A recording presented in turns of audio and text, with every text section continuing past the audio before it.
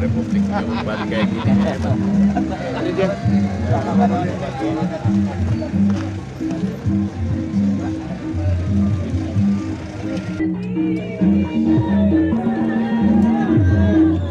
Kalau tidak pertukarannya kita tunggu. Nah itu. Dan jangan dibagi-bagi dulu kemana ini karena saya sudah telanjur lapor dengan Pak Bupati. Kita lapor bahwa Presiden mau taruh di mana ya Pak Dirjen ya. Jangan dulu dibagi kemana-mana supaya Bapak Presiden yakinkan bahwa ada kabupaten yang menjadi induk pembibitan. Tentulah dicikallah kemana-mana arahnya. Itu satu. Yang kedua, ada perjanjian kita satu tadi Pak Bupati. Pak Bupati tugas dari hulunya sampai dengan kumpulnya, sampai dengan pengeringannya. Kita punya tugas bersama Pak Dirjen tentang PSP dan itu ya untuk mulai dari sesudah pasca seleksi packaging dan tugasnya Pak Sekjen market, tinggal dicampur dengan orang mau Pak. Ya kita kerja sama-sama yuk ya. Dan kalau pegawai negeri, aparat, pejabat tidak untung. Kau digaji oleh negara kerjamu itu.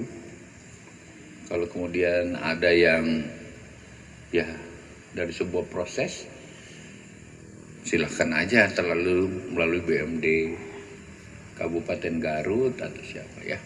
Itu kerja tulus ikhlas itu pasti Allah buahkan jalan yang lebih baik gitu ya. Dan yang nggak boleh itu korupsi. Nah ini tidak hanya semua bibir saya selalu bilang begitu untuk saya sendiri membingkai diri saya. Kalau tidak ini bisa soal kita. Ini kopimu, bibitmu ditunggu rakyat. Saya senang Pak Bupati tadi dibagikan, tapi saya itu tadi menghitung. Ini kan 2 tahun lebih. Prospek pengembangan kopi Garut. Garut ini karena vulkanik, memang sekarang ini luar biasa. Tapi kami punya kendala di pemasaran.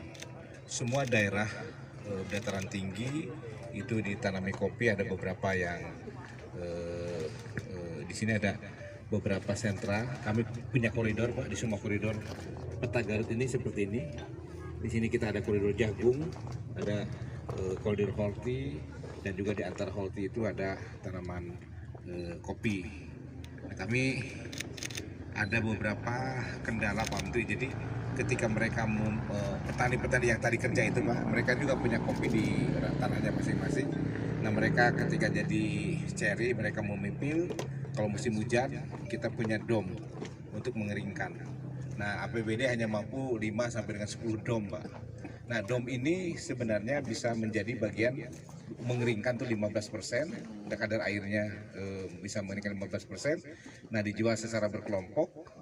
Nah kelompok ini menjual kepada kelompok yang lebih besar dan langsung ke eksportir. Kita hanya terima 8 US dollar per kilo Pak, yang sudah jadi green bean. Nah kami sebenarnya sekarang lagi ada penambahan lagi Pak, ada penambahan lagi dari Gapoktan untuk melakukan penanaman di 500 hektar.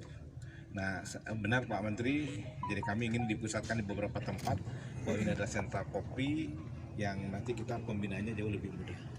Cuma persoalannya Pak Menteri, kami mohon ada buyer yang bisa menjual ke ekspor. Tadi Pak Menteri tadinya kita mau suguhin kopi, ya ada mahkota kami ini Pak. Ada sekitar 2000 hektar, ada potensi produksi yang masih ingin ditingkatkan Pak.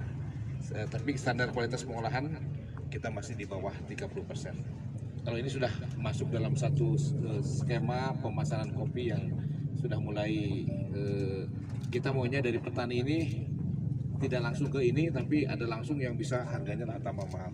Karena kami juga Pak, kadang-kadang mereka $8 di luar negeri, kita terimanya hanya 7 Pak. Jadi ada $1 juga petani kan nggak tahu. Kita jual green bean, tapi petani ada kalanya menjual dalam bentuk cherry. Nah cherry ini kalau tidak dilakukan proses penurunan kadar airnya, mungkin agak mengalami kesulitan dari sisi kualitas penjualan. Secara pasti, kemudian penampungannya di mana, pengiringannya dan lain-lain, seleksinya dan lain-lain di mana. Buatkan itu Pak Bupati, ya, buat dulu susun lagi kembali. Kemudian kita cari harga di luar. Nah itu Pak Bupati tinggal tunjuk urusan daerahmu bersama Kementan. Saya punya tugas itu. Ini Pak, kita sudah ada beberapa tempat di 4 kecamatan. Enggak, tugasnya Pak Bupati.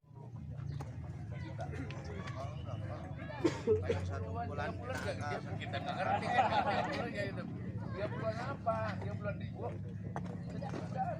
main di 8 bulan 1 jutaan lebih Pak lah kalau dihitung.